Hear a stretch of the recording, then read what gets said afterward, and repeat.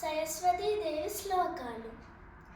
సరస్వతీ నమస్తుభ్యం వరదే కామరూపిణి విద్యారంభం కరిష్యామి సిద్ధిర్భవతు మే సదా.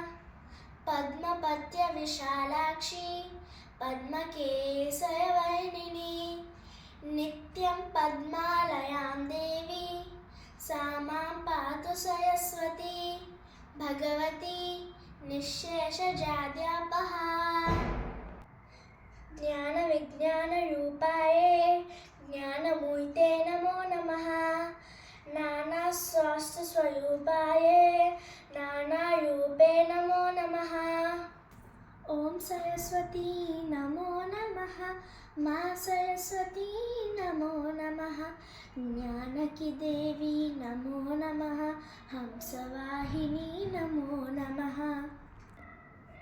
జ్ఞానానందమయం దేవం నిర్మలస్ఫటికాకృతిం ఆధారం సర్వవిద్యానాం హయగ్రీవం ఉపాస్మహే.